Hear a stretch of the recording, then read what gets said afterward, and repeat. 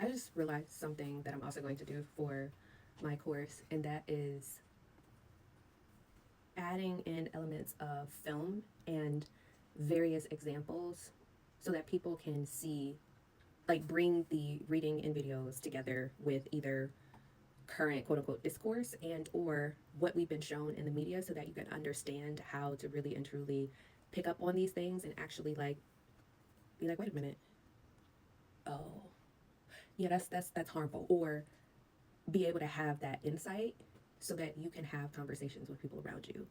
And as I'm going through it, I'm gonna need y'all to understand that when you take your intellectual property and you put it out to the world, it can really and truly change somebody else's life.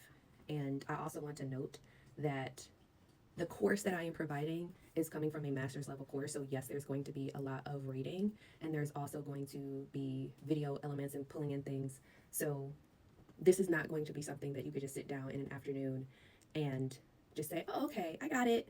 And the other thing that I want to note that is making things take a little bit longer is because of current state, a lot of the resources that I had prior have actually been taken down and removed from a lot of not just government websites, but other websites that may have received funding from said source.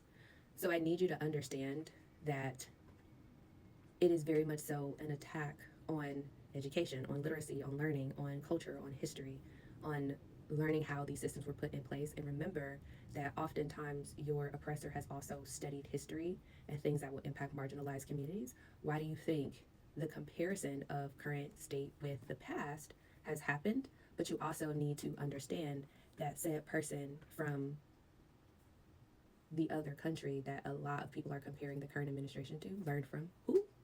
Here. And what was done to people that look like me. Did I just use completely and totally vague language to describe a concept? I sure did. I did. And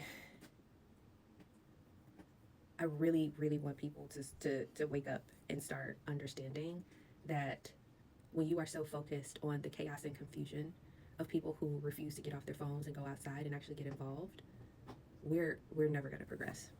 And I say this to encourage other people who, especially the Black women who supported a lot of diversity, equity, and inclusion initiatives, to share your work, but get paid for it. And y'all pay people, follow them, and support them off of these platforms, especially Black women. Do you know how many times I see people who don't look like me that take this very same talking points and go viral?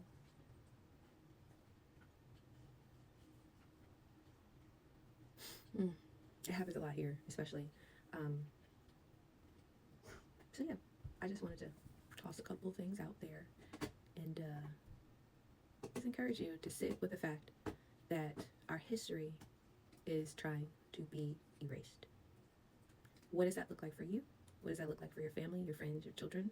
What does that look like for people who are trying to understand and work through their past and their identity and their ancestry and different things of that sort? There's definitely more harm than good, but you can do something about that.